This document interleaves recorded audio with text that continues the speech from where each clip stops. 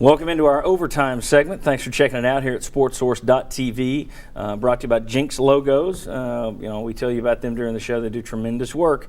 If you have a business that you want to promote, you want a sales staff, you want to dress out in your logo, great prices, Jinx Logos. All right, now another plug. Let's go over to the Nova copy board very quickly. Right there you see the home winning percentages and the road winning percentages for every team in the SEC from 2008 through 2013. That's 6 seasons. You look way down that list, you see Tennessee ranks pretty low in terms of home winning percentage, but their road winning percentage, unbelievable. I mean, I had to double check these numbers, quadruple check these numbers. 6-24, 20% of their games are how many they went on the road the last 6 years. Thoughts, guys? I mean, is it a talent issue? Is it a confidence issue? Is it both? I think it's a talent issue. I think it's been a coaching issue as well. I think it's been a talent issue.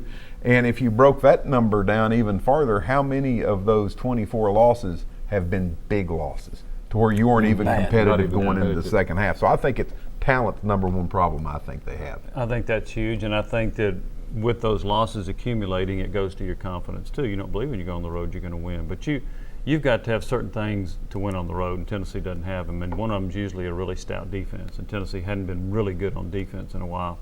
And they haven't had a real veteran team, and they hadn't had probably good enough quarterback play to win on the road either. Which is another reason I think you're probably looking at Justin Worley early on, because when you go on the road, at Oklahoma, you're going to have an offensive line with basically 2 games that they've started together. That's barring injury. I just think that's going to make it very, very difficult early on. And then you got Georgia on the road this year. So your thoughts on Tennessee's road woes? I think a lot of it goes back to having a depleted roster, too, with the head coaching changes. And then you're down in scholarship numbers. Your depth is down. Your defense hadn't been able to force turnovers. Your offense has been woeful on 3rd and short. I mean, everything just kind of adds up. Like Bob said, several of those games weren't even competitive.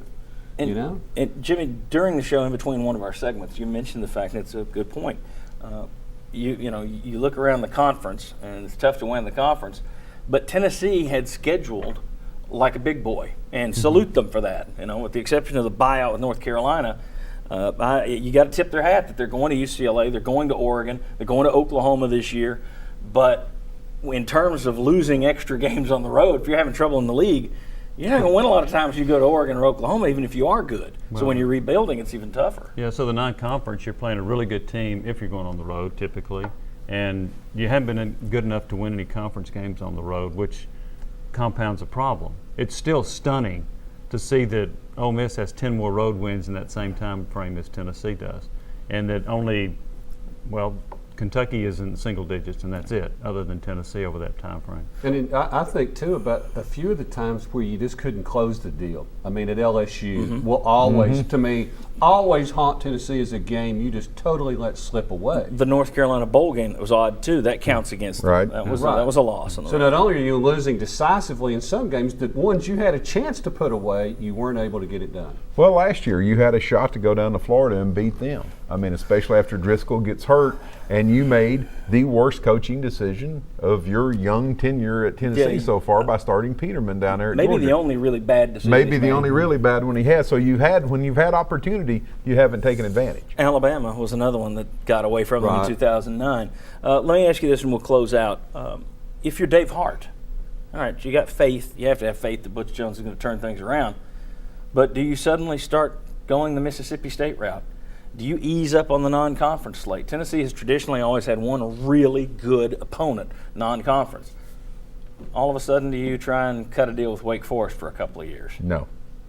Aren't a lot of schedules already set? I mean, I guess you could do some of that. We're talking about theoretical. Yeah. You're hoping the program continues to rise, recruiting continues to go well, and the cycle is now in your favor, and you're the big boy on the block. Certainly don't mind playing Wake Forest a couple of times, but I still think you need one marquee opponent. Yeah. Okay. I would still do that. I agree. If for nothing else, I think it helps sell tickets, which they're also having issues with right now. Right.